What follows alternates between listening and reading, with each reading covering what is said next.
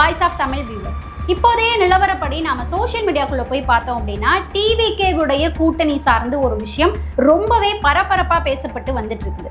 அதாவது திமுக காங்கிரஸ் கூட்டணி முடிவாகிறதுக்கு முன்னாடி வரைக்கும் நாம சோஷியல் மீடியாக்குள்ள போனோம் அப்படின்னாலே காங்கிரஸும் டிவிகேவும் கூட்டணியில் வைக்க போறாங்க, அதே போல ராகுல் காந்தி அவர்களும் விஜய் அவர்களோட கைகோர்க்க போறாரு அப்படின்ற ஒரு நியூஸ் தான் அதிகமா பேசப்பட்டு வந்துட்டு இருந்ததை நம்ம பார்த்திருப்போம். ஆனா இறுதியா பார்த்தோம் அப்படின்னா காங்கிரஸ் பழைய மாதிரியே திமுகவுடைய போயிட்டு கூட்டணியில இணைந்துட்டாங்க.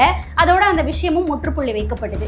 இப்போ என்ன போயிட்டு இருக்கு அப்படின்னு பார்த்தா என்டிஏ கூட்டணியில டிவிகே போயிட்டு இணைய போறாங்க, விஜய் அவர்கள் போயிட்டு இணைய போறாரு. அதனாலதான், அதாவது விஜய் அவர்கள் என்டிஏ கூட்டணியில வந்து இணைய போறாரு அப்படின்றதுக்காக தான் என்டிஏல தொகுதி பங்கீடுகள் சார்ந்த பேச்சுவார்த்தைகள் எதையும் நடத்தாம, அதாவது என்டிஏ கூட்டணியில இருக்கக்கூடிய கூட்டணி கட்சிகளுக்கு தொகுதிகளையே பிரிச்சு கொடுக்காம விஜய் அவர்களுடைய வருகைக்காக தான் வெயிட் பண்ணிக்கிட்டு இருக்கிறாங்க. என்டிஏ கூட்டணி இறுதியா ஒரு முறை விஜய் கிட்ட டிவிகே கிட்ட கூட்டணி வரத்துக்காக இறுதிக்கட்ட பேச்சுவார்த்தையை நடத்திட்டு இருக்கிறாங்க. அதுலயும் குறிப்பா பார்த்தோம் அப்படின்னா ஆந்திராவினுடைய துணை முதல்வரா இருக்கக்கூடிய பவன் கல்யாண் அவர்களை என்டிஏ கூட்டணி விஜய் அவர்கள் கிட்ட தூது அனுப்பி வச்சிருக்கிறாங்க. பவன் கல்யாண் அவர்களும் விஜய் அவர்கள் கிட்ட போன்ல கூட்டணி குறித்த பேச்சுவார்த்தையை நடத்திட்டு இருக்கிறாரு. சோ என்டிஏ கூட்டணியும் டிவிகேவும் திரைமறைவுல கூட்டணி பேச்சுவார்த்தையை நடத்திட்டு இருக்கிறாங்க அப்படின்ற ஒரு தகவல் தான் சோசியல் மீடியால போயிட்டு இருக்கு. இப்படி டிவிகேவினுடைய கூட்டணி சார்ந்து சோசியல் மீடியால போயிட்டு இருக்கக்கூடிய இந்த தகவலுக்கு இந்த சைடு டிவிகேவினுடைய முக்கிய நிர்வாகியா இருக்கக்கூடிய ஆதவ் அர்ஜுனா அவர்களும் பகிரங்கமா ஒரு பதில் கொடுத்திருக்கிறாரு. அந்த பதில் என்ன அப்படின்றத நாம வீடியோக்குள்ள பார்க்கலாம். இதை தாண்டி இன்னொரு முக்கியமான விஷயம் என்ன அப்படின்னு பார்த்தோம்னா, தளபதி அவர்கள் கட்சி ஆரம்பிச்சதுல இருந்து என்னென்ன பிரச்சனைகள் எல்லாம் சந்திச்சுக்கிட்டு இருக்கிறாரு, அதுவும் தேர்தல் நெருங்க என்னென்ன நெருக்கடிகள் அழுத்தம்லாம் அவருக்கு கொடுக்கப்பட்டு வந்துட்டு இருக்கு அப்படின்றத நாம எல்லாருமே வந்து பார்த்துட்டு தான் இருக்கிறோம். கரூர் விவகாரம், அதுக்கப்புறம் ஜனநாயக இஷ்யூ, அதுக்கப்புறம் இப்போ பர்சனல் இஷ்யூன்னு நிறைய பிரச்சனைகள் வந்துட்டு அவர் சந்திச்சுட்டே இருக்கிறாரு. ஸோ இப்போ கூடுதலாக இன்னொரு பிரச்சனை என்ன வந்திருக்கு அப்படின்னு பார்த்தோம்னா, கரூர் விவகாரம் சார்ந்து விசாரணை நடத்துறதுக்காக சிபிஐ விஜய் அவர்களை டெல்லி வர சொல்லி திரும்பவும் சம்மன் அனுப்பியிருக்கிறாங்க. அதுவும் மார்ச் 10ஆம் தேதி நேரில் டெல்லியில வந்து ஆஜராகணும் அப்படின்னு சொல்லி விஜய் அவர்களுக்கு சம்மன் அனுப்பியிருக்கிறாங்க. அதே மார்ச் 10ஆம் தேதி தான் பார்த்தோம் அப்படின்னா டிவிகேல வேட்பாளர்கள் இருப்பாங்க இல்லையா, அவங்களோட நேர்காணல் நடத்துறதுக்காக தளபதி அவர்கள் நிகழ்ச்சியை தொகுத்து வச்சிருக்கிறாங்க. ஸோ அப்படி இருக்கக்கூடிய டைம்ல அதே நாள்ல டெல்லியில விஜய் அவர்கள் விசாரணைக்கு வரணும் அப்படின்னு சொல்லி சிபிஐ சார்பில் சம்மன் அனுப்பப்பட்டிருக்கு. இப்படி சிபிஐ கிட்ட இருந்து வந்த சம்மனுக்கும் டிவிகே தரப்புல ஒரு பதிலுமே கொடுத்திருக்காங்க. இதை தாண்டி இன்னொரு முக்கியமான விஷயம் என்ன அப்படின்னு பார்த்தோம்னா, பாஜக என்டிஏ கூட்டணியில விஜய் அவர்களை சேர்க்கறதுக்காக கூடுதல் முயற்சிகள் எடுத்துக்கிட்டு இருக்கிறாங்க. இறுதிக்கட்ட முயற்சியா தான் பவன் கல்யாண் அவர்களை பேச வைக்கிறாங்க அப்படின்ற தகவல் சோசியல் மீடியால ஒரு சைடு போயிட்டே இருந்தது. கிட்டத்தட்ட ஒரு நாள் கடந்துருச்சு. ஸோ ஒரு நாள் கடந்ததுக்கு அப்புறம் பார்த்தோம் அப்படின்னா சிபிஐ கிட்ட இருந்து திரும்பவும் சம்மன் விஜய் அவர்களுக்கு அனுப்பப்பட்டிருக்கு அப்படின்ற நியூஸ் வந்துட்டு வெளியில வந்திருக்குது. சிபிஐயும் வந்து சம்மன் அனுப்பியிருக்கிறாங்க. இப்போ சோசியல் மீடியால நிறைய பேர் இந்த ரெண்டு சம்பவத்துக்கும் இடையில முடிச்சு போட்டு கமெண்ட் செக்ஷன்ல பேசிட்டு இருக்கிறாங்க. அதாவது என்னன்னா, பாஜக என்டிஏ கூட்டணியில விஜய் அவர்களை இணைக்கிறதுக்காக தான் சிபிஐ மூலமா புதுவிதமான அழுத்தத்தை கொடுக்கறாங்க அப்படின்ற பார்வையிலையும் பேசப்பட்டு வந்துட்டு இருக்கு. ஆரம்பத்தில இருந்தே பார்த்தோம்னா, அதாவது விஜய் அவர்கள் கட்சி ஆரம்பிச்ச கடந்த 2 வருடங்கள்லயே பார்த்தோம் அப்படின்னா அதிமுக பல முறை விஜய் அவர்களோட டிவிகேவோட கூட்டணி குறித்த பேச்சுவார்த்தையை நடத்திருக்கிறாங்க அப்படின்னு சொல்லப்படுது. அப்பவுமே ஆந்திராவினுடைய துணை முதல்வராக இருக்கக்கூடிய பவன் கல்யாண் அவர்கள் தான் தூது போனதாகவும் சொல்லப்படுது. விஜய் அவர்கள் கிட்ட பவன் கல்யாண் அவர்களும் அதிமுக கூட கூட்டணியில் இணைகிறதுக்கு பல முறை கூட்டணி பேச்சுவார்த்தையை நடத்தினதா சொல்லப்படுது. ஸோ அதுவுமே வந்து தோல்வியில தான் முடிஞ்சுது. ஏன் அப்படின்னா விஜய் அவர்கள் கூட்டணி குறித்து எந்த ஒரு முடிவுமே எடுக்காம பிடிப்பு கொடுக்காமே இருந்துக்காரு அதிமுகவோட கூட்டணியில வச்சுக்கிறத பத்தி. அது மட்டும் இல்லாம முதல்வர் வேட்பாளர் அப்படின்ற அங்கீகாரத்தை விஜய் அவர்கள் விட்டு கொடுக்கறதுக்கும் தயாரா இல்லை. ஸோ இதனாலேயே அதிமுக டிவிகே கூட்டணி அப்படின்றது சக்சஸ் ஆகாம தோல்வியிலேயே வந்து முடிஞ்சுது. அதன் பிறகு பார்த்தோம் அப்படின்னா என்டிஏ கூட்டணியினுடைய தலைமையால, அதாவது பிஜேபியினுடைய தலைமையால பல முறை விஜய் அவர்கள் கிட்ட என்டிஏ கூட்டணியில இணைக்கிறதுக்கு கூட்டணி பேச்சுவார்த்தை அப்படின்றதும் பவன் கல்யாண் மூலமாவே பல முறை நடத்தப்பட்டதாகவும் சொல்லப்படுது. ஆனா இதுல முடிவெடுக்கக்கூடிய இடத்துல இருக்கக்கூடியது விஜய் அவர்கள் தான். அவரை சுத்தி நிறைய பேர் அவருக்கு ஆலோசனை சொன்னாலுமே அவர் வந்து இன்ஃப்ளூயன்ஸ் ஆக மாட்டாரு, எடுத்துக்க மாட்டாரு. முடிவு அப்படின்றத அவர் தனிப்பட்ட முறையில தான் எடுப்பாரு. அதனாலதான் இவ்வளவு நாள் வந்துட்டு காலம் தாழ்த்தி போய்கிட்டே இருக்குது. ஒரு கட்டத்துல காங்கிரஸ் கூட வந்துட்டு கூட்டணி வச்சுக்கிறதுக்கு பேச்சுவார்த்தை நடத்தினாங்க. ஆனா என்டிஏ கிட்ட இருந்து வரக்கூடிய அழைப்பை வந்துட்டு விஜய் அவர்கள் எடுத்துக்கவே இல்லை, காலம் தாழ்த்திக்கிட்டே இருக்காரு அப்படின்ற ஒரு கருத்தும் இந்த இடத்துல சொல்லப்படுது. இந்த முறையுமே பார்த்தோம் அப்படின்னா கடைசியா ஒரு முறை இறுதிக்கட்ட பேச்சுவார்த்தையா பவன் கல்யாண் அவர்களை வச்சே என்டிஏ கூட்டணியில இணையறதுக்கு விஜய் அவர்கள் கிட்ட பேசலாம் அப்படின்ற கடைசி முயற்சியை தான் என்டிஏ கூட்டணி எடுத்திருக்கிறாங்கன்னு சொல்லப்படுது. அப்படிதான் பவன் கல்யாண் அவர்களும் விஜய் அவர்கள் கிட்ட இந்த முறையும் பேசியிருக்கிறாரு. ஸோ இதுக்கு முன்னாடியே ஒரு முறை பார்த்தோம் அப்படின்னா ஒரு வாட்டி பேட்டி கொடுக்கும் போதே பவன் கல்யாண் அவர்கள் கிட்ட செய்தியாளர்கள் இந்த ஒரு கேள்வி எடுத்து வச்சிருப்பாங்க. ஆந்திரால சந்திரபாபு பவன் கல்யாண் காம்போ மாதிரி தமிழகத்துல எடப்பாடி பழனிசாமி விஜய் அப்படின்ற காம்போ வந்துட்டு நடக்குமா அப்படின்ற ஒரு கேள்வியை அவர்கிட்ட எடுத்து வச்சிருப்பாங்க.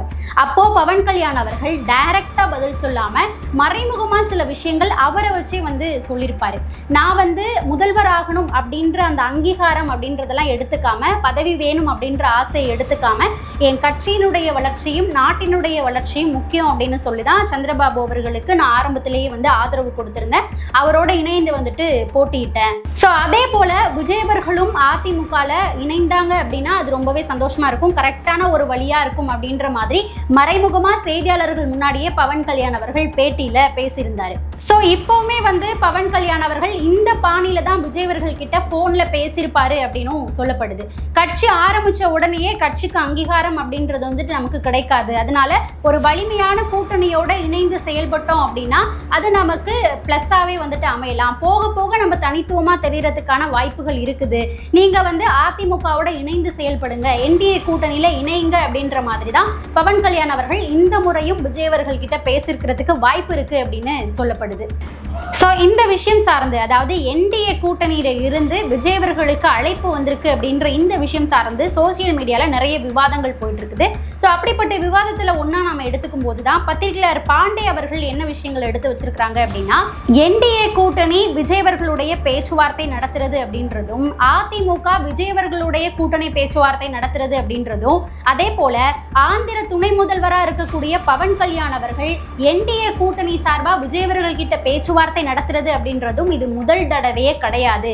இதை நான் கண்டிப்பா ஒரு 37 தடவை 38 தடவை அப்படின்ற மாதிரி தான் எடுத்துப்பேன். ஏன் அப்படின்னா விஜய் அவர்கள் கட்சி ஆரம்பிச்ச அந்த கடந்த 2 வருடங்கள்ல இருந்தே ஆரம்பத்தில இருந்தே பல முறை என்டிஏ கூட்டணியில விஜய் அவர்கள் இணைக்கணும் அப்படின்றதுக்காக பவன் கல்யாண் அவர்கள் மூலமா தூது விடப்பட்டு பல முறை பேச்சுவார்த்தைகள் அப்படின்றது போய்கிட்டே இருக்குது.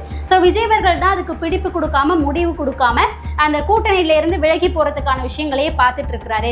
ஸோ இதை காரணமா வச்சு என்டிஏ கூட்டணியில தொகுதி பங்கீடுகள் அப்படின்றதையும் நடத்தாம அப்படியே ஸ்டாப் பண்ணி வச்சிருக்கிறாங்க. ஸோ விஜய் அவர்களுடைய வருகை வந்தாதான், விஜய் அவர்கள் வந்து சேர்ந்தாதான் என்டிஏ கூட்டணி வெற்றி பெறுவது ரொம்பவே உறுதி அப்படின்ற மாதிரி என்டிஏ கூட்டணியில நினைக்கிறாங்க போல. அதுக்காக தான் தொகுதி பங்கீடுகள் குறித்த பேச்சுவார்த்தைகளையே ஆரம்பிக்காம அப்படியே ஸ்டாப் பண்ணி வச்சிருக்கிறாங்க. இது பண்ணக்கூடாது, தவறான ஒரு விஷயமா பார்க்கப்படுது. ஸோ நீங்க வந்து உங்களோட தொகுதி பங்கீடுகள் குறித்த பேச்சுவார்த்தைகளை ஆரம்பிங்க, உங்களோட கூட்டணியில இருக்கக்கூடிய கட்சிகளுக்கு தொகுதிகளை பிரிச்சு கொடுத்து வேலைகள்ல வந்துட்டு இறங்குங்க. விஜய் அவர்கள் வேண்டுமானால் இறுதியில கூட வந்து சேர்ந்துக்கட்டும், அது அப்படியே கண்டினியூ ஆகட்டும். ஸோ அதனால தொகுதிகளை பிரிச்சு கொடுக்கக்கூடிய முயற்சியிலையும் வேலைப்பாடுகளையும் இறங்குங்க அப்படின்ற மாதிரியும் பாண்டே அவர்கள் சில விஷயங்களை பேசியிருக்காரு. ஸோ இதன் மூலமா என்டிஏ கூட்டணியில விஜய் அவர்களை இணைக்கிறதுக்கு தீவிரமா என்டிஏ வந்துட்டு ஆரம்பத்தில இருந்தே செயல்பட்டு வந்துட்டு இருக்கிறாங்க அப்படின்றத நம்மளால ஓரளவுக்கு புரிஞ்சுக்க முடியுது. என்னதான் என்டிஏ கூட்டணி விஜய் அவர்கள் கிட்ட கூட்டணிக்காக பேச்சுவார்த்தையில ஈடுபட்டு பவன் கல்யாண் அவர்களை இறுதியா ஒரு முறை பேச்சுவார்த்தைக்காக அனுப்பி வச்சு போன்ல பேச வச்சாலுமே டிவிகே சைட்ல என்டிஏ கூட்டணியில இணைக்கிறதுக்கு பிடிப்பு கொடுக்கல, அவங்க தலை சாய்க்கல அப்படின்ற மாதிரி தான் தெரியுது. ஏன் அப்படின்னா டிவிகேனுடைய செயல்பாடுகளை வச்சு சில விஷயங்களை நம்மளால புரிஞ்சுக்க முடியுது. அதாவது டிவிகே வந்து காங்கிரஸ்க்காக வெயிட் பண்ணிக்கிட்டு இருந்தாங்க அப்படின்றத நம்மளால உறுதியா சொல்ல முடியும். ஏன் அப்படின்னா விஜய் அவர்கள் பிரச்சாரங்கள்ல மேடை நிகழ்வுகள்ல ஏறி பேசும்போதெல்லாம் ஒரு சில இடங்கள்ல காங்கிரஸை பத்தி நேரடியா அவர் பேசல அப்படின்னாலும் மறைமுகமா நிறைய இடங்கள்ல வந்துட்டு காங்கிரஸை பத்தி பேசியிருந்தாரு. ஸோ காங்கிரஸ் வந்து டிவிகேல இணையணும் அப்படின்றதுக்கு டிவிகே கண்டிப்பா வெயிட் பண்ணிக்கிட்டு இருந்தாங்க அப்படின்னு தான் சொல்லணும். ஸோ இறுதியா பார்த்தோம் அப்படின்னா காங்கிரஸ்மே வந்துட்டு திமுகல போயிட்டு இணைந்திருந்தாங்க. இப்படி காங்கிரஸ் வதாதத்துக்கு அப்புறம் டிவிகே பார்த்தோம் அப்படின்னா அவங்களுடைய தேர்தல் சார்ந்த களப்பணிகள்ல இறங்கி வேலை செய்யக்கூடிய விஷயத்துக்குள்ள நகர்ந்து போயிட்டாங்க அப்படின்ற மாதிரி தான் பார்க்க முடியுது. டிவிகேவும் அவங்களுடைய வாக்குறுதிகளை அடுத்தடுத்து சொல்லிட்டே போயிட்டு இருக்கிறாங்க. முதல்ல தஞ்சாவூர்ல வந்துட்டு வாக்குறுதிகளை சொன்னாங்க, இப்போ ரீசெண்டா விவசாயிகளுக்கான வாக்குறுதிகளை சொல்லியிருந்தாங்க. அதுக்கப்புறம் மார்ச் 7ஆம் தேதி மகளிர் தினத்தை முன்னிட்டு பெண்களுக்கான வாக்குறுதிகள் என்ன அப்படின்றதையும் பட்டியலிட்டு இருக்கிறாங்க. இப்படி அடுத்தடுத்து தாவேகா தரப்புல தரப்புல பார்த்தோம் அப்படின்னா களப்பணியில இறங்கி வேலை செய்ய ஆரம்பிச்சுட்டு இருக்கிறாங்க தேர்தலுக்காக. அதாவது தாவேகாவினுடைய முக்கிய நிர்வாகியா இருக்கக்கூடிய ஆதவர்ஜுனா அவர்களும் வில்லிவாக்கம் தொகுதியில இறங்கி மக்களினுடைய குறைகள் என்ன, மக்களினுடைய தேவை என்ன அப்படின்றத அவங்களோட இணைந்து அந்த பேச்சுவார்த்தைகளை நடத்தி களப்பணியில் இறங்கி வேலை பார்த்துட்டு இருக்கிறாரு. ஸோ டிவிக்கே வந்துட்டு கூட்டணி அப்படின்ற ஒரு விஷயத்தை தாண்டி, அதாவது காங்கிரஸ் வரல அப்படின்னா கூட்டணி அப்படின்ற ஒரு விஷயத்தை கடந்து அடுத்ததாக தேர்தலுக்கான பணிகளை செய்கிறதுக்குள்ள இறங்கிட்டாங்க. ஸோ அப்படி ஆதவர்ஜுனா அவர்கள் வில்லிவாக்கம் தொகுதியில் களப்பணியில் ஈடுபட்டு தேர்தலுக்கான பிரச்சார வேலைகளில் சுற்றி வந்துட்டு இருக்கும்போது தான் செய்தியாளர்கள் அவர்கிட்ட இந்த ஒரு கேள்வியுமே எடுத்து வைக்கிறாங்க. என்டிஏ கூட்டணியிலிருந்து டிவிகேக்கு அழைப்பு விடுத்திருக்கிறாங்களாமே கூட்டணிக்காக, பவன் கல்யாண் அவர்களை வச்சு விஜய் அவர்கள்ட்ட பேச வச்சிருக்கிறாங்களாமே, அப்போ டிவிகே வந்துட்டு என்டிஏ கூட்டணியில் போயிட்டு இணைய போறீங்களா அப்படின்ற ஒரு கேள்வியை ஆதவர்ஜுனா அவர்கள்ட்ட செய்தியாளர்கள் எடுத்து வைக்கிறாங்க. இந்த கேள்விக்கு ஆதவர்ஜுனா அவர்கள் வளவலன்னு எதுவுமே பேசாம ஒரே லைன்ல வந்துட்டு ஃபுல் ஸ்டாப் வச்சு முடிச்சிருக்கிறாரு. என்னன்னா, வதந்திகளுக்கு பதில் சொல்ல வேண்டிய அவசியம் கிடையாது, ரூமர்ஸ்க்குலாம் நான் பதில் சொல்ல மாட்டேன் அப்படின்ற மாதிரி ஒரே வரியில அதுக்கான பதிலை வந்துட்டு அவர் சொல்லியிருக்காரு. என்னதான் இப்படி ஆதவர்ஜுனா அவர்கள் ரூமர்ஸ்க்கு பதில் சொல்ல மாட்டேன் அப்படின்ற மாதிரி ஃபுல் ஸ்டாப் வச்சாலுமே அதுக்கு கமா போடுற மாதிரியும் ஒரு சில விஷயங்கள் நடந்துட்டு தான் இருக்குது. அதாவது என்டிஏ கூட்டணி பேச்சுவார்த்தை நடத்திட்டு தான் இருக்கிறாங்கப்பா, திரைமறைவில் பேச்சுவார்த்தை நடக்குதுதான்ப்பா அப்படின்றதுக்கும் சில விஷயங்கள் நடக்குது. அதாவது என்னன்னா, தமிழிசை சவுந்தரராஜன் இருக்கிறாங்க இல்லையா, பாஜகவினுடைய முக்கிய நிர்வாகி, அவங்க வந்து செய்தியாளர்கள் கிட்ட பேசும்போது விஜய் அவர்கள் திமுகவை எதிர்க்கிறது பாராட்டத்தக்க விஷயம்தான் அப்படின்ற மாதிரி விஜய் அவர்களை பாராட்டியே ஒரு சில இடங்கள்ல பேசியிருக்கிறாங்க இப்போ சமீபத்தில். அதுக்கப்புறம் எடப்பாடி பழனிசாமி அவர்கள் பார்த்தோம் அப்படின்னா இப்போ ரீசெண்டாக அவர் பேசும்போது பிரச்சார மேடைகள் எல்லாம் பார்த்தோம் அப்படின்னா திமுகவை வந்து விமர்சிச்சிருக்கிறாரு. ஆனால் தாவேகாவை பற்றி இப்போ சமீப நேரத்தில் வந்துட்டு செய்தியாளர்கள்கிட்ட பேசும்போதுமே தாவேகாவை பற்றி விமர்சித்து எதுவுமே பேசாமல் அமைதியாக கடந்து போகிறாரு. அதே போல் அடுத்ததாக பாஜகவினுடைய செய்தி தொடர்பாளராக இருக்கக்கூடிய பிரசாந்த் அவர்களும் தாவேகாவை பற்றி வெளிப்படையாகவே பேசி ஒரு அறிக்கையை விட்டிருக்கிறாரு. அதாவது தமிழகத்தையும் ஜனநாயகத்தையும் பாதுகாக்கிறதுக்கு டிவிகே, அதாவது விஜய் அவர்கள் என்டிஏ கூட்டணியில் வந்து இணையணும், திமுகவினுடைய வலிமையான அந்த கூட்டணியை நாம் எதிர்க்கிறதுக்கு பாஜகவும் டிவிகேவும் அதிமுகவும் இணைந்தாதான் சரியா இருக்கும் அப்படின்றது தான் பாஜகவோட கணக்கு அப்படின்ற மாதிரியே அவர் வந்து அறிக்கையை விடுத்திருக்கிறாரு. ஸோ என்டிஏ கூட்டணியுமே என்ன நினைக்கிறாங்க அப்படின்னா, திமுகவை எதிர்க்கிறதுக்கு பாஜக, அதிமுக, தாவேகா இது மூணும் இணைகிற பட்சத்தில் தான் அது சரியா இருக்கும் அப்படின்றது தான் பாஜகவினுடைய கணக்கா இருக்குதோ அப்படின்ற மாதிரி தெரிய வருது. அடுத்ததா இன்னொரு முக்கியமான விஷயம் என்ன அப்படின்னு பார்த்தோம்னா, நம்ம வீடியோட ஆரம்பத்திலேயே பார்த்துருப்போம், தளபதி அவர்களுக்கு அடுத்தடுத்த நெருக்கடிகள் அப்படின்றது 1 by 1 வந்துகிட்டே இருக்குது. இப்போ ரீசெண்டாக பார்த்தோம் அப்படின்னா இப்போ அனுப்பிச்சிருக்கிறாங்க, அதாவது சிபிஐ திரும்பவும் விஜய் அவர்களுக்கு சம்மன் அனுப்பியிருக்கிறாங்க. கரூர் விவகாரம் தொடர்பாக நேரில் வந்து ஆஜராகணும், டெல்லியில் வந்து ஆஜராகணும் அப்படின்ற மாதிரி சிபிஐ விஜய் அவர்களுக்கு சம்மன் அனுப்பியிருக்கிறாங்க. ஏற்கனவே ஜனவரி மாதம் 2 முறை சிபிஐ வந்துட்டு விசாரணை நடத்தியிருந்தாங்க. விஜய் அவர்களும் நேரடியாக டெல்லியில் போயிட்டு ஆஜராயிருந்தாரு. இப்போ என்ன சொல்லியிருக்கிறாங்க அப்படின்னா, அப்போ நடந்த விசாரணைகளின் அடிப்படையில் திரும்பவும் விஜய் அவர்கள் வந்துட்டு விளக்கம் கொடுக்கக்கூடிய ஒரு இடத்துல இருக்கிறாங்க. சில விளக்கங்கள் வந்துட்டு எங்களுக்கு தேவைப்படுது, அதனால விஜய் அவர்கள் வந்துட்டு திரும்பவும் நேரடியாக டெல்லிக்கு வந்து விசாரணைக்கு ஆஜராகணும் அப்படின்ற மாதிரி தான் அந்த சம்மன்ல நோட் பண்ணி சம்மனை அனுப்பியிருக்கிறாங்க. ஸோ இதுக்கு டிவிகே தரப்புல என்ன சொல்லப்படுறதா தகவல் வெளியாயிருக்கு அப்படின்னா, தேர்தல் சார்ந்து நிறைய நிகழ்வுகள் இருக்குது, அதனால சென்னையில் இருக்கக்கூடிய சிபிஐ அலுவலகத்தில் விசாரணைக்கு ஆஜராகிறதுக்கு எங்களுக்கு அனுமதி வேணும் அப்படின்ற மாதிரி டிவிகே தரப்புல சிபிஐ கிட்ட கேட்க இருக்கிறதாவும் ஒரு தகவல் வெளியாயிருக்கு. இதுல முக்கியமான ஒரு விஷயம் என்ன அப்படின்னா, என்டிஏ கூட்டணியில டிவிகேவை இணைக்கிறதுக்கு பிஜேபி பவன் கல்யாண் அவர்கள் அனுப்பி பேச வைக்கிறாங்க. ஸோ இந்த மாதிரி தூது வந்துட்டு இருக்கிறாங்க. ஆனால் விஜய் அவர்கள் வந்துட்டு பிடி கொடுக்காமையே இருக்கிறாரு அப்படின்ற விஷயங்கள், தகவல்கள் சோசியல் மீடியாவில் வெளியில வந்து ஒரு நாள் கூட கடக்கல. ஒரு நாள் கடக்கிறதுக்குள்ளேயே பார்த்தோம் அப்படின்னா இந்த சைடு சிபிஐ கிட்ட இருந்து கரூர் விவகாரம் சார்ந்து அடுத்த சம்மன் விஜய் அவர்களுக்கு வந்திருக்கும் போது இந்த 2 சம்பவங்களையும் முடிச்சு போட்டு கமெண்ட் செக்ஷன்ல நிறைய பேர் வந்துட்டு பேச ஆரம்பிக்கிறாங்க.